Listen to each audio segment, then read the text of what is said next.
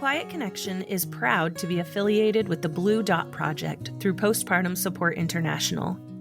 As an ambassador, I am dedicated to promoting perinatal mental health awareness, spreading the blue dot as a symbol of support and solidarity, and ending the stigma and shame. The blue dot is a universal symbol for perinatal mental health and is owned by the community. That means you. Anyone can use it. You'll notice a blue dot on all of Quiet Connection's social media accounts. To learn more, visit thebluedotproject.org.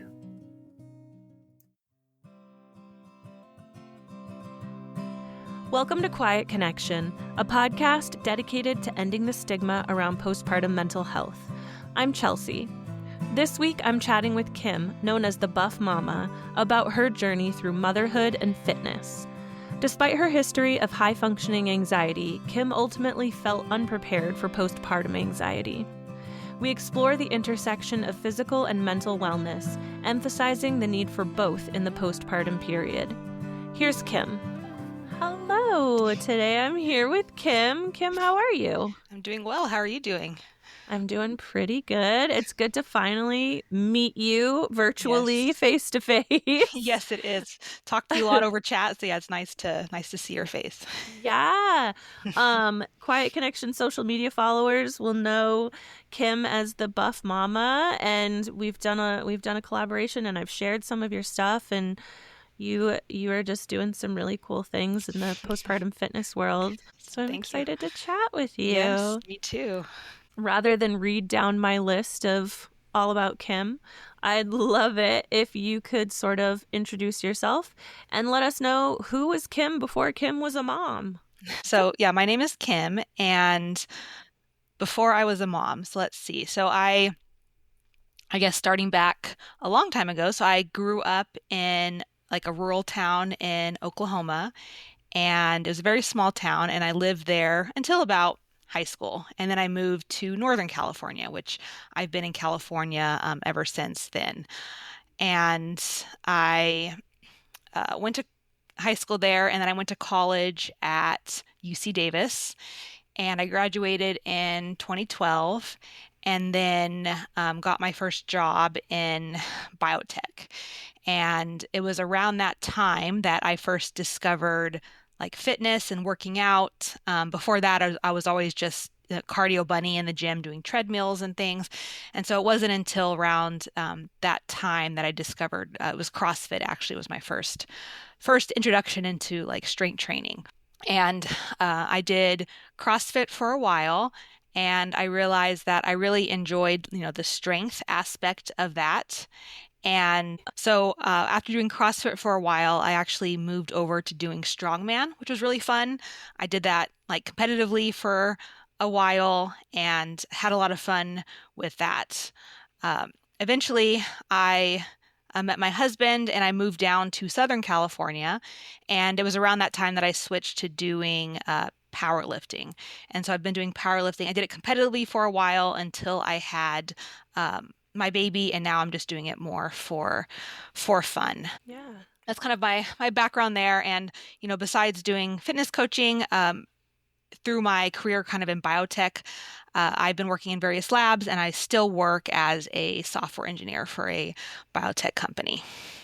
That's crazy. I did not know that. You are busy. Oh my gosh. I have to say, and I've wanted to say this to you so many times on Instagram, I am not a fitness person. It's something that takes a lot of effort for me, but I love your content. I love your videos, but I'm also obsessed with your weights. Is that a weird thing to say? You have these rainbow, everything is so colorful in your home gym, and and I'm obsessed with the vibe. So even coming from someone who is not fitness oriented, your content is very interesting and motivates me. So thank you. Yeah, I love colors. I like the rainbows and the pink colors. So try to make the gym fun. Yeah, I love it. I ask this question to everyone, and I always feel so stupid asking it, but I'm gonna do it anyway. Were kids always a part of your life plan? They were not. I actually did not want kids at all until probably 3 or 4 years ago before I started, before I had my son. So I was very, very into fitness, into my career, and it was just not something that I ever really thought I would want. It wasn't until I, met my husband and moved down to Southern California, and my sister had kids, and I, was really enjoyed watching them and being with them until I started feeling that pull to be a mother. So no, I didn't always want kids until probably about when I turned 30. Yeah. And so, see, I always feel silly asking the question, but it really does give me a lot of insight into your like origin story. Yeah. Like if we're thinking like Marvel terms, Yeah. like No, it's not a silly question. Yeah, it's always interesting to hear. So yeah. So when you met your husband and you made that decision that you both wanted to start a family, what did that journey look like for you? that journey, yeah. So let's see. So yeah, it's about probably 3.5 years ago. We got married during COVID. We bought a house and been in our house for a while, and that's when we, decided that, we want to, start a family. And yeah, and then so when I got pregnant, it was right before my husband was going to leave the country for a year for work. Oh my So gosh. we weren't planning it then. We were going to wait till after, but yeah, it happened earlier. So yeah, he left for work for a different country, for France for a year, and yeah. So during the first trimester, I was by myself. I saw him once right at the beginning of the second trimester, and I didn't see him again until the third trimester. And he came home a little bit early, so he was here for the birth and things. Wow. But yeah, so it was by myself for most of my pregnancy. Yeah. Did you have any sort of a support system backing you through that? No, my whole family lives back in Oklahoma. So I did go visit them a couple times, but yeah, my whole family lives there. So I only had a couple friends down here in SoCal. Oh my gosh. So, I mean, pregnancy is a lot and it's isolating in and of itself. How did you sort of navigate that? What were you doing to make sure that you were meeting your own needs during that time? Yeah, pregnancy was hard. I had morning sickness the entire time until I gave birth. And yeah, I guess, leaned on my friends that were here. I have a workout buddy that I work out with, so that was really helpful to see her, 4 times a week. And I did visit my husband once, just knowing that he was going to be coming back home, and he would call me all the time, and he was really supportive from far away. So that really helped, just knowing I had the support system, even if they weren't like here with me. Yeah. Yeah. Morning sickness is awful, and I am empathizing with you. And to hear that you had it throughout your whole pregnancy is like, oh my God, I don't know how you did that. So your husband's home, you're preparing for the birth. What was your birth experience like? Yeah. So yeah, my husband, yeah, he came back in the third trimester, and then I was lucky my mom also came to visit for the birth, and she was able to stay a few months to help. So that was amazing. Wow. And for the birth itself, let's see. So yeah, birth story. So I was laying in bed. It was like 11:59 p.m. and my due date was like, at midnight. So that was my due date. So, my baby decided, okay, it's time. It's hit your due date at 12 a.m. So time to go. So my water broke like right at midnight. Oh my God. Yeah, and it was a lot. I tried to go back to bed, and then I realized, yeah, there's no way. So we went to the hospital, but I wasn't in labor yet. I hadn't started any contractions, anything. But my water had broken. I had lost so much fluid that they induced me as soon as I got there. So then I was induced, and I wasn't, because I had lost so much fluid, every time I would move, my baby's heart rate would drop like considerably. So I wasn't allowed to move. I could lay on my back and maybe kind of roll my side or side, but I wasn't allowed to stand up or move at all. I was in labor. I tried to last as long as possible without the epidural, but I eventually got the epidural and it was like 12 p.m. or 1 p.m. the next day. And as soon as I got the epidural, I relaxed and it was super fast. It was like within an Oh, hour the baby was wow. out. So I wish I Wow. got the epidural earlier because it just really helped me relax, and then everything just happened as soon as I got that epidural. And yeah, that was fine. I felt really great. Stayed at the hospital for like a day, then I went home, and then it was a couple days later that I started feeling really weird. Like really, every time I would stand up, I would be super lightheaded and dizzy. It was hard to walk across the room. I felt terrible, and I thought it was just normal postpartum feeling. So I didn't think about it. And my friend said, "Okay, you should check your blood pressure. I'm going to bring my blood pressure cup over and you can check it." And so I checked it and it was like 165 over 1 or like 105 or something. And I called my doctor and she was like, "Okay, you need to go back to labor and delivery right now." Yeah. And I said, "Oh no, I have my baby's doctor's appointment. I need to go to that first and then I'll go." She's like, "No, go in right now." And I was like, "No, I'm gonna go to a doctor." So I actually took my baby to a doctor first. Oh And my then I went to labor and gosh. delivery. I still didn't think anything was wrong. And then I went to labor and delivery, and they also didn't really like think anything was wrong until they took my blood pressure. And at that point, it was like 182 over 112. Oh, And then they sounded an alarm, and like 6 nurses came in and they gave me an IV and all this medicine to get my blood pressure back down to like the 160s. And they put me on a magnesium drip. And then I was there for 5 or 6 days trying to get my blood mm, pressure under control. So it was severe postpartum preeclampsia. Even though my blood pressure was normal the entire pregnancy, it happened after birth. Um, yeah, which is yes, that something was that, that was hard. Luckily, they let my baby stay with me. That was what I was most worried about. Yeah, so that was amazing. And it was still during kind of COVID time, so they only let my husband visit during the day, and only one person could visit me. Um, but yeah, so eventually they got it under control, and I was just on a couple different blood pressure medicines for like 2 or 3 months until it stabilized. But yeah, that was scary. yeah, yeah. Well, and so I think we're becoming more aware of preeclampsia in general, but I don't think a lot of people realize that there is postpartum preeclampsia, and HELP syndrome, and that that in and of itself is so scary because, like you said, throughout your whole pregnancy, your blood pressure was not a problem. Yes. And if you don't have knowledge about it, just like what you said, you're like, oh, this must just be normal postpartum Yes. stuff.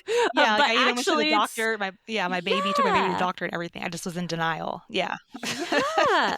Didn't even know. Um, Yeah. so after that, so you're in the hospital. That's traumatic in and of itself to go through what you went through. I'm thankful that your baby was able to be with you. But Yes. again, like so many new parents or first time parents that I've been talking to, everyone seems to have had their babies in COVID times, and it Mhm. really speaks to the toll that it took and is taking on parents who gave Yes. birth during that time, Yeah. because you went through this and then you did start to experience some postpartum mental health challenges. Yes. How did that manifest for you? Yeah, I've had anxiety my whole life. So anxiety itself was not new, kind of just, high functioning anxiety. So I've been fine. But during postpartum, it like amplified like 100%. Uh-huh. And it was not just that anxiety that was just kind of in the background. It was like intrusive thoughts, like, imagining like the worst thing happening at random times and just like feeling like this panic. And so yeah, that was definitely new and tough. And it really helped the first couple months having my mom there. I kept it at bay. And then as soon as she left, it was like, just like hit me like a ton of bricks. Um, Yeah. so yeah, that took me a while. Eventually, finally, I started to get help for that. I started seeing a therapist, like talk therapy, and then also I started Lexapro and trying out different meds. And so that was like life changing. And I wish I didn't wait so long. I think I waited like almost 8 months to a year postpartum before I got help. But yeah, that's been life changing. Yeah. Well, and it highlights too as well again, just like with we have this knowledge of preeclampsia and we don't have this knowledge about postpartum preeclampsia, like you had a pre-existing mental health condition that you were very well aware of, and still you were like, whoa, what is this? Like it can catch you off guard. Yes. I'm thankful. Usually one of my questions is like, what was your support system like in that time? It Yeah. sounds like you had great support from your mom. Yes. How was Yeah. your relationship with your partner through that It, experience? it was good, but he wasn't done with his out of the country trip. So he still I had to go was, back yeah. to France. And so he was gone for like chunks of like 4 weeks, 3 weeks at a time, coming back and forth. So it was really hard on him to go back and forth like that. And also, yeah, hard for me because then I'd be alone with the baby with no support system for 3 or 4 weeks at a time, like with the newborn. So that was definitely hard. Yeah. What Yeah. got you through those weeks? Was it just like that mom superpower of like get up and go, or were Yes. there other Yeah, it things was you like were that. doing? Like, yeah, Yeah. I mean, you have to, yeah, it's like that mom instinct. Like you have to just get up and take care of your baby.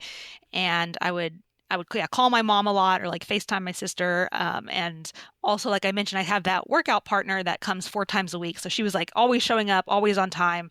And so having her and kind of getting that motivation to move and work out, like that was also huge, for me. Yeah. Yeah. Well, and fitness plays such a huge role in your life before you had your baby and afterwards. Having that support network, even with just that one person, sounds like it was a saving grace. In what other ways did fitness play a role in your postpartum journey? I think, yeah, for me, fitness it gave me like a purpose again. It gave me something to work towards, like, slowly getting my strength back to where it was. It also just made me, give me energy boost every day.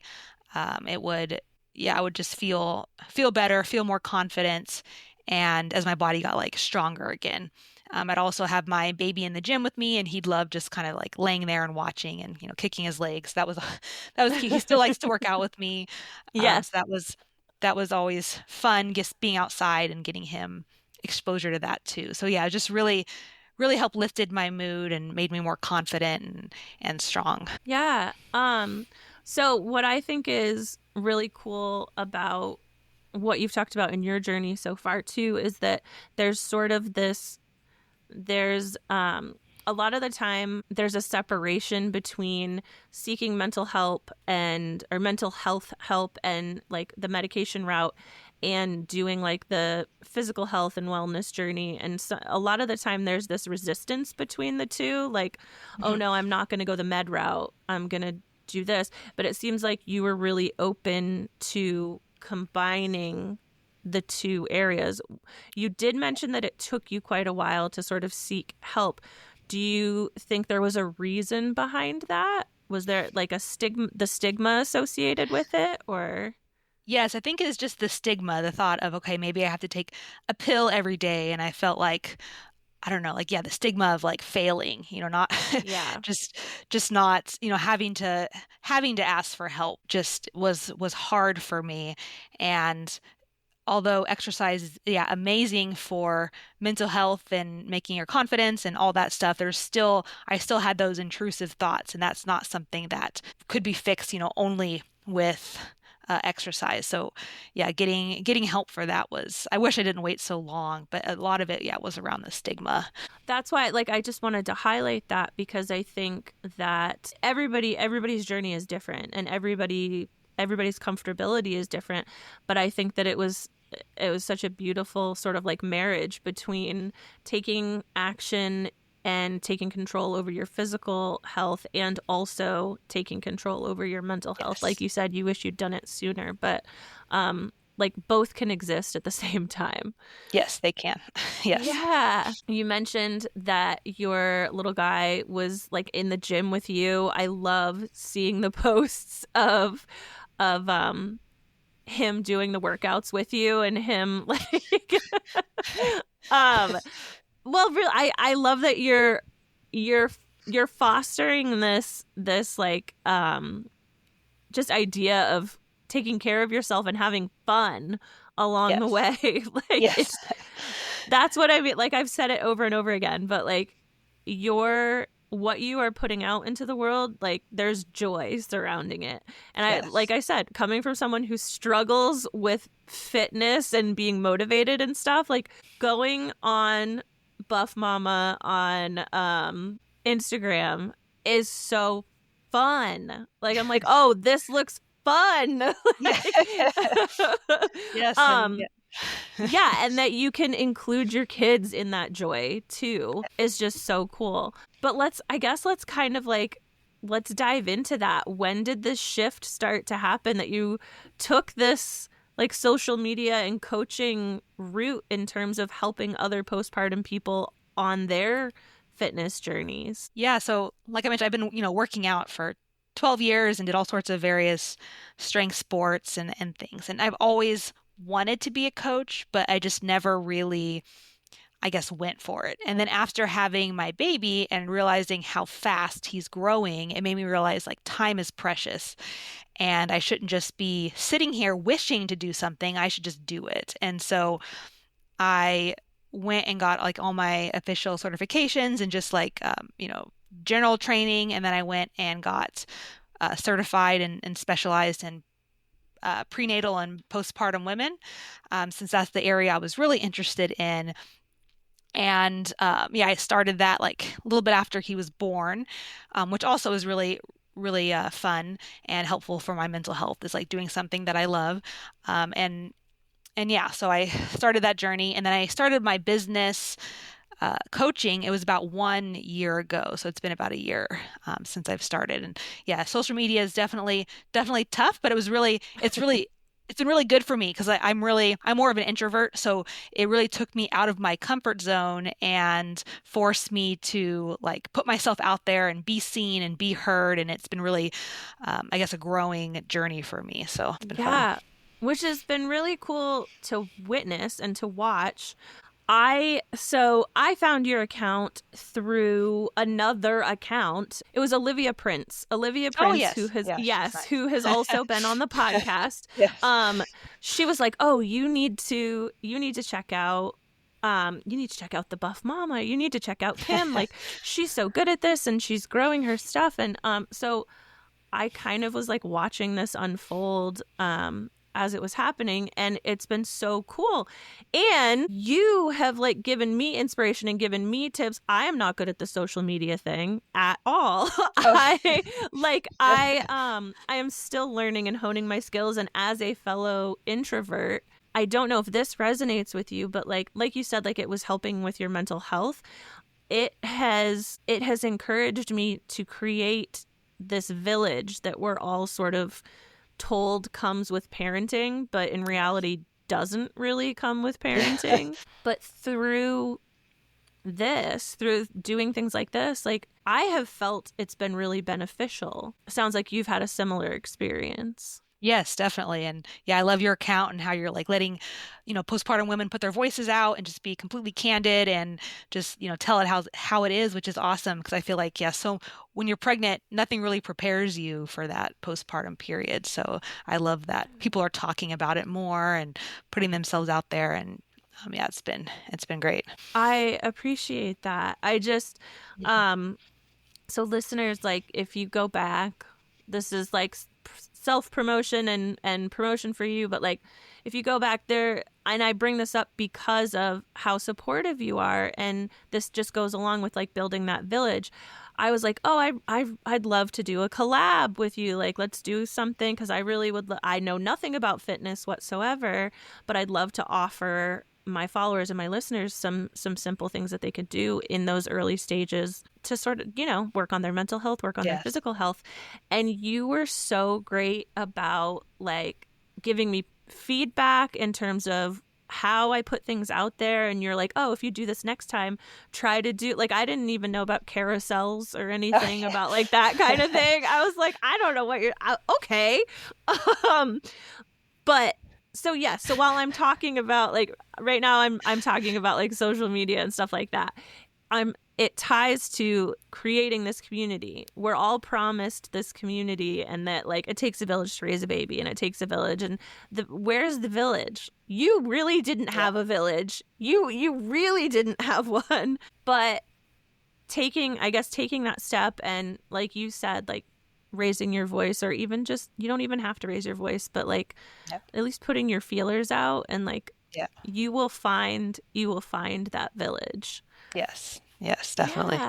Yeah. Do you feel like the village that you have created, or the community that you have created through Buff Mama, is fulfilling? And like, that's such a stupid question, but like, how do you feel like that has impacted your view of yourself as a mom? Yeah, it's given me confidence, like even just knowing, even just getting one message saying, "Oh, you inspired me today," or "You motivated me today," or I think about this tip often. Just hearing that is like, I mean, that's what I live for, is to be able to help and to inspire, and it's given me confidence of putting myself out there, and confidence in being a mom, knowing that, I can help people. And so it's been really fun, and definitely life-changing, and helped me in my life outside of being a coach. I love that so much. In terms of, you had mentioned earlier on that you sort of had high functioning anxiety.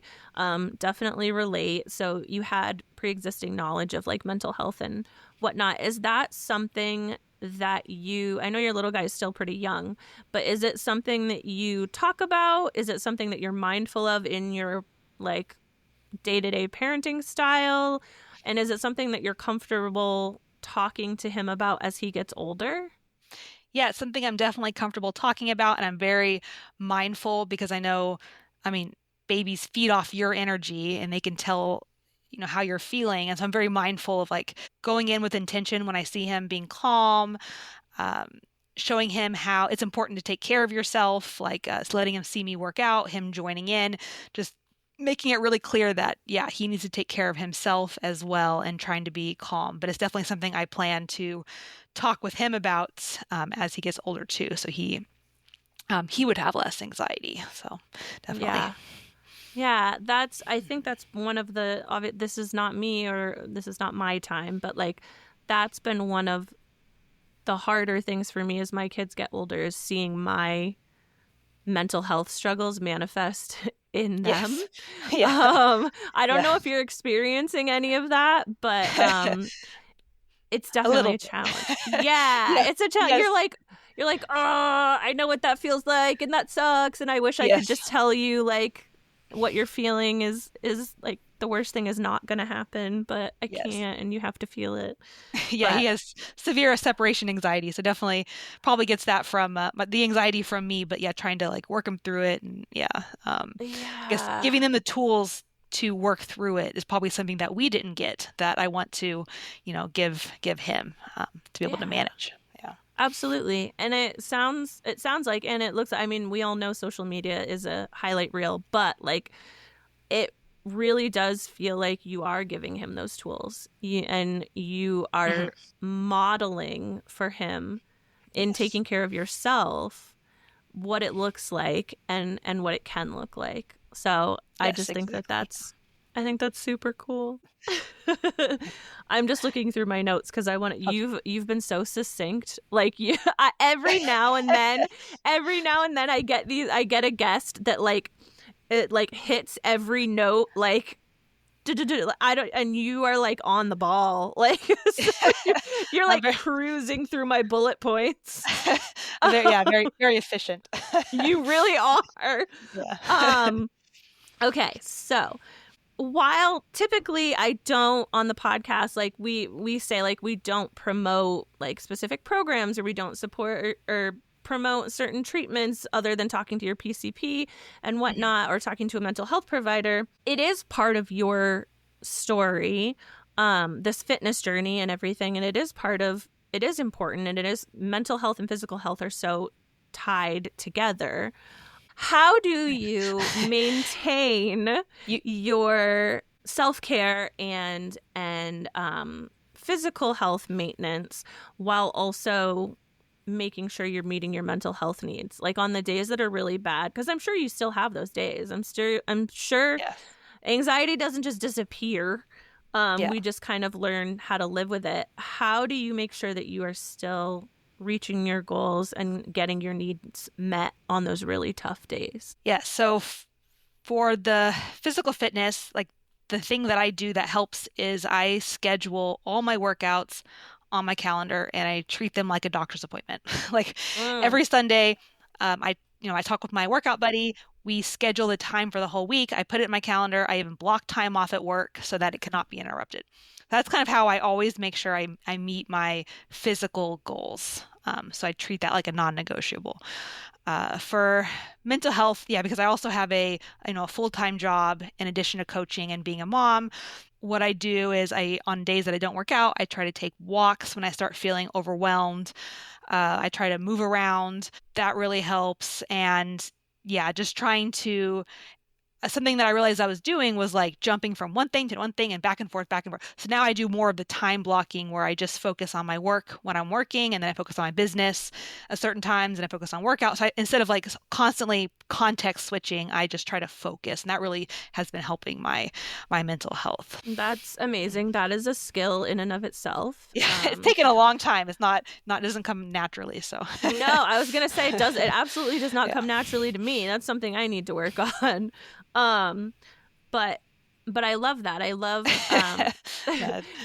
you're not the first person that I've spoken to that literally blocks in their calendar like, nope, this is time for me.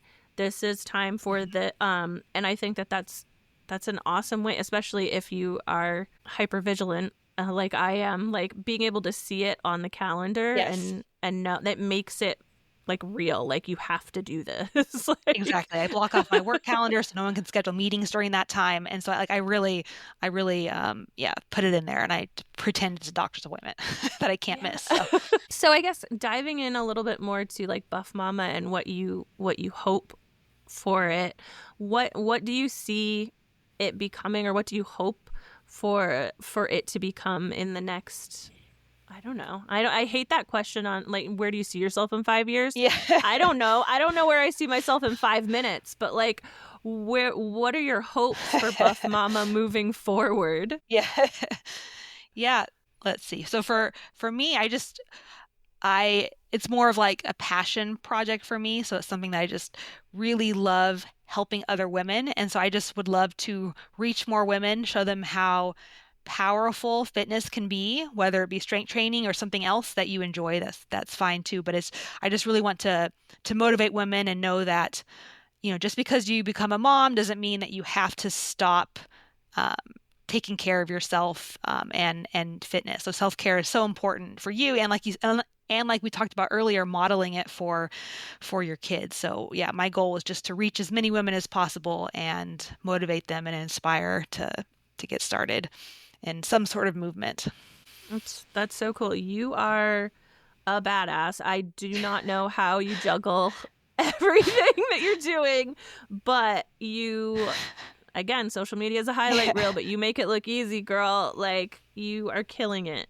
So, before, like, you've literally like hit all of my points. I cannot believe you right now, Kim. Like, this is like, that's why I tell people, I was like, well, you have 90 minutes, but it really is just however this evolves. Yeah. So yeah, like I could sit here and hype you up all day, but you don't even need that. You're like your own hype person. Like, and I also respect your time, and I so appreciate you coming and talking about not only your birth story and your postpartum story, but like your fitness journey and how that's played a role in everything. I guess what I would love to know is if you could pick one message to come out of this episode, like something that what do you hope resonates with my listeners from your experience? Yeah, I think the biggest message is if you're struggling, like, don't wait to ask for help. Like it's harder to wait than it really is to ask for help. And it took me a long time to realize that. So I think just start, just ask for it, and get help earlier, because your life could be completely changed. And so I think that's the biggest takeaway is just start investing in your mental health now rather than later. Yeah, I love that. And it really it's not always easy to ask for help, but once you do, Yeah, once you do more often than not, you will find there is an answer. There will be someone to answer. Where is the best place for my listeners to find you if they would like to follow your journey, which I highly encourage them to do? Yeah, the easiest place is just my Instagram. So it's the.buff.mama. It's the best place. You can send me a message. I have a link to my website there, but that is the easiest place if you want to get to know me better and also talk. Just send me a message. Yeah, I love it. That will be linked in your show notes along with your website. And what's really, really cool about Kim is that Kim is a real person and Kim will respond to you. Yes. There are a Yeah. lot of accounts out there. And you may not ever get a response, but I always get a response from Kim and which I so appreciate. So yeah, just thank you. Thank you for what you're doing. Thank you for making fitness feel fun. I'm not going to sit here and lie to you and tell you that like I am motivated to get up and go start strength training, but it does help motivate me to be when I see like, oh, Kim's doing this, Kim's out for a walk or Kim's doing this, and I'm like, okay, well, I better go take the dog for a walk at least. Yeah. You know what I mean? Have to Like be strength training. It's just moving. That's important. exactly. Mhm. Yeah. So it definitely inspires me and I get to take my little one with me along for the ride. Yes. So thank you for what you're doing. Yes, Thank you for thank you. advocating for mental health and physical health. And it was great getting to chat with you. Yes, you too. This was fun. Kim, thank you for sharing your story and for making my job super easy. You breezed right through all of my questions and gave us an authentic look into your journey as well as your joy. Listeners, be sure to check the show notes to find links to Kim's social media accounts and website. Regardless of your fitness level, I can confidently say from my own experience that just seeing her posts brings a smile to my face and inspires me to find ways to move my body. You can keep up with us on Quiet Connection by following us on Facebook, Instagram, TikTok, and Threads at Quiet Connection Podcast. You can help our community grow by leaving us a rating and review on Apple Podcasts or Spotify, and consider sharing our episodes on social media. To share your personal journey, you can contact us through our website at quietconnectionpodcast.com or by email at quietconnectionppmh@gmail.com.